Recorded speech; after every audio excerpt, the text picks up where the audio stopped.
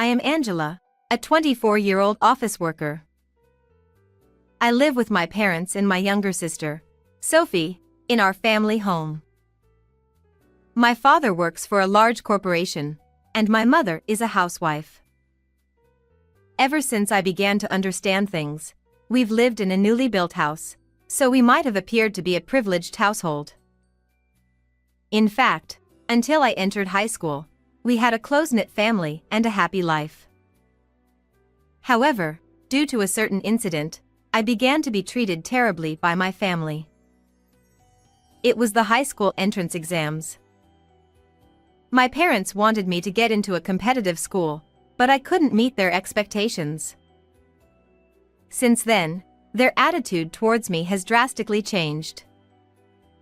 They insisted that, now that I was in high school, I should handle more household chores, so I was tasked with cooking dinner, doing the laundry, and shopping for groceries. Because of this, I had little time to study, and when my test scores were not good enough, they called me a terrible child. However, my 2 years younger sister who got into a competitive school as my mother hoped wasn't tasked with any household chores. Even if her test scores were poor, she was comforted and told to do better next time, and taken to movies and shopping for a change of pace. I was starving for my parents' love, so I tried my best with both my studies and helping around the house in hopes of getting their attention. However, despite my efforts, I failed to get a result, perhaps because of my clumsiness, and in the end, I was berated, being called useless by my entire family, which left me feeling bitter. On the other hand, my excellent sister was increasingly doted on by our parents, and the gap between my sister and I only widened. Even after I became a working adult, my parents' attitudes remained unchanged, and if anything, they became even colder towards me than before. I know the reason for this. When I started job hunting, my mother suggested that I apply to a company owned by relatives, but I refused. This was because I had already decided on the job I wanted to do, and I had narrowed down the companies I wanted to apply to.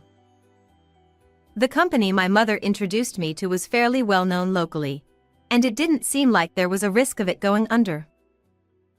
However, it didn't accord with what I wanted to do. So, I did my job hunting by myself without using my mother's connections. Although I received a job offer successfully, my mother didn't find that amusing. She didn't speak to me for a while after that. Since my father always saw what mood my mother was in, he joined her in criticizing me. Meanwhile, my sister followed my mother's advice and used her connections to get a job at the relative's company. Sophie is such a good girl, unlike Angela. Sophie truly is a good daughter. Unlike someone else.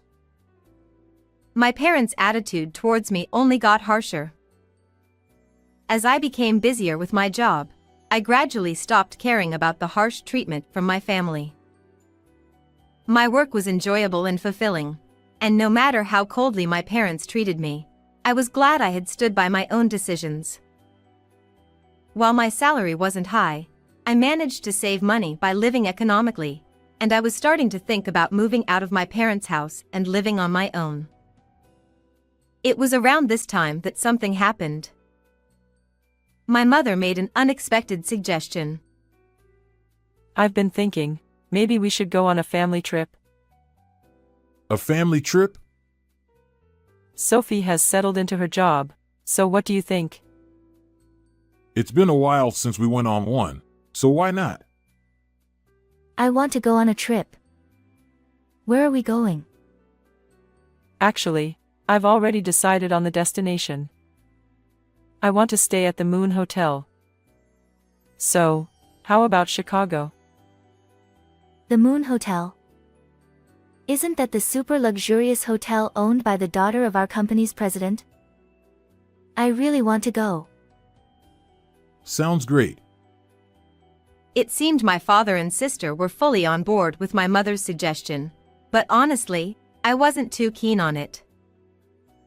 Knowing how nasty my family could be, I was sure they would treat me like a nuisance even during the trip. However, everyone else looked excited about going, and they started researching tourist spots in Chicago. Angela, what do you think? Huh? Do you have any recommendations for tourist spots in Chicago? I was surprised because I didn't expect her to actually ask me for my opinion. At the same time, though I couldn't help but think how easily swayed I am, I started to feel like it might be okay to go on a family trip. Since I'd be moving out soon, I thought it wouldn't be a bad idea to go out with my family one last time. The travel dates were set, and I told my boss that I would be going on a trip with my family and requested a few days of paid leave. I was tasked with arranging the flights and accommodations. I thought my mother, who was a housewife and had plenty of free time, should do it, but she didn't want to deal with the hassle and pushed the responsibility onto me. I was used to this kind of situation, so I quickly booked the flight tickets and hotel. On the day of the trip, as I was about to leave the house, a taxi had arrived, and my mother called out to me. Angela, wait. What?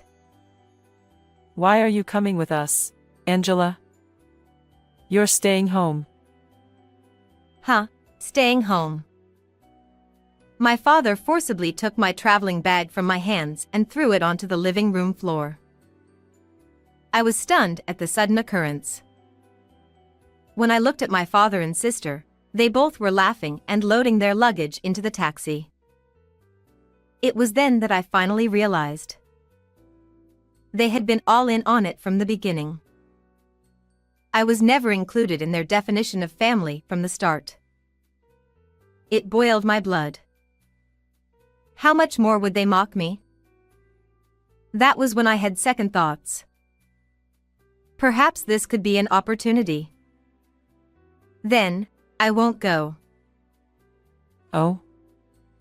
You're surprisingly obedient.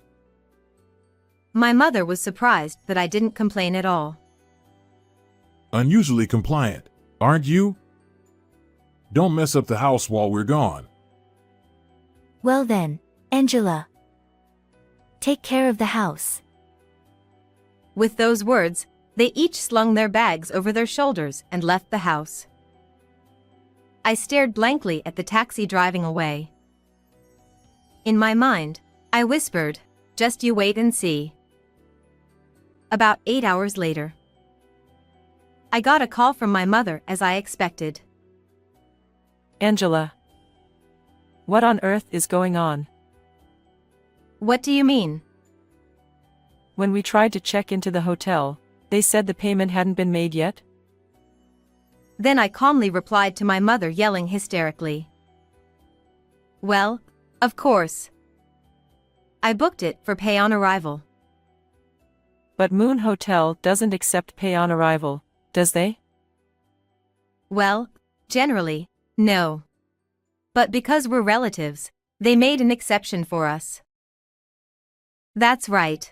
When I arranged the hotel, I booked it for pay on arrival. This was because I had no guarantee that my parents or sister would repay me later if I paid the money for the hotel and flight up front. As I had been concerned, they never intended to pay the cost.